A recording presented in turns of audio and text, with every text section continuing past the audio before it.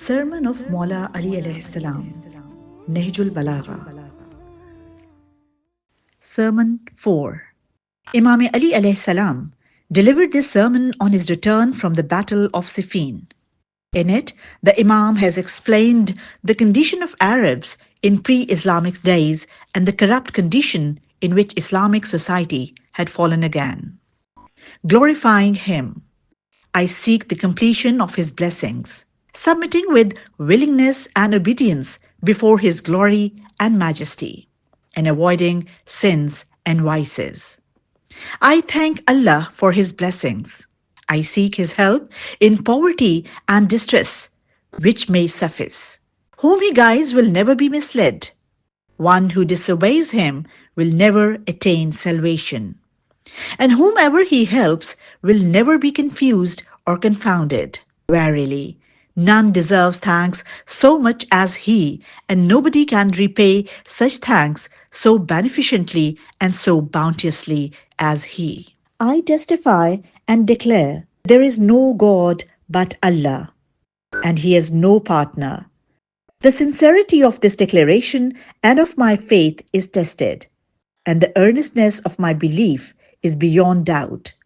I shall hold this belief throughout my life, and I shall treasure it against dangerous times and dreadful places.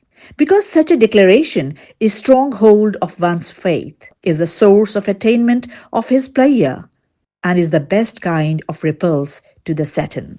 I testify that Muhammad, peace be upon him, is a servant of Allah and also his prophet, whom he has entrusted with his distinguished religion, with his recorded commandments, with his revealed and manifest book, the Holy Quran, and with specific and clear commands and interdictions, so that minds may be cleared of heathenish superstitions, traditions, and taboos, so that doubts about the truth and justice of the teachings of Islam be removed, so that people may be trained to accept rational and logical proofs of the eminence of his preachings, and people may take warnings from the verses of the Holy Quran and lessons from the lives of wicked people.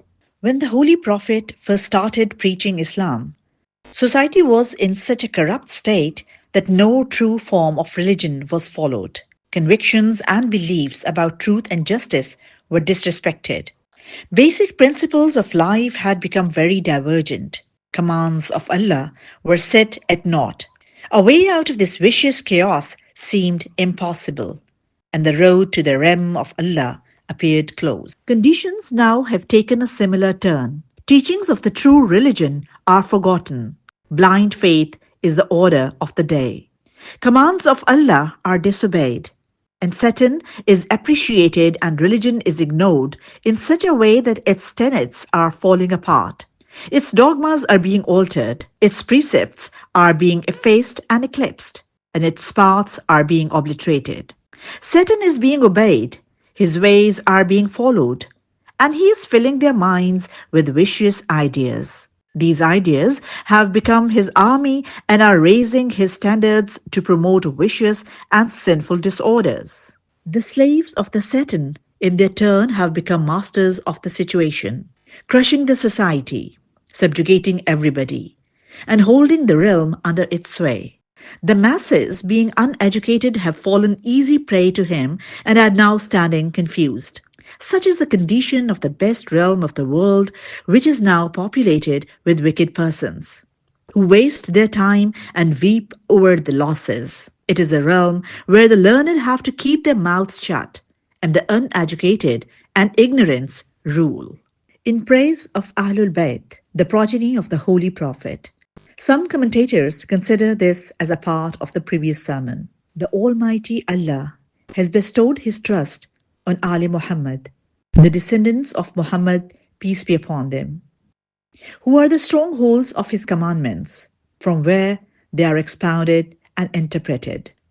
They are the fountainheads of knowledge created by Him, shelters for His teachings, forts for heavenly books, and lofty citadels to defend His religion. Islam, in its beginning, needed help and support. By them, Allah made Islam strong and powerful. What kind of people were hypocrites? Some commentators consider this as a part of Sermon 4 and 5. They sowed the seeds of sins and vices, deception and deceit, and then they harvested deception and destruction. None of the followers of the Holy Prophet could be compared with Ali Muhammad, peace of Allah be on him, and his descendants, and none should be considered equal to them. There can be no resemblance between those who distribute bounties and those who receive them. Ahlul Bayt are bases of religion and pillars of faith. To them, both the extreme fanatics as well as strugglers in the path of truth and religion can approach for guidance and salvation. They are efficiently capable and fit for the place and privilege of leadership and caliphate. They have been and are, even now, rightful heirs of the Holy Prophet who had entrusted them imamate.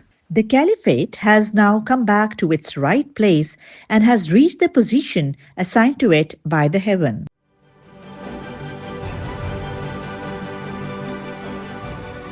अक्स, सच्चाइयों और हकायक का अक्स।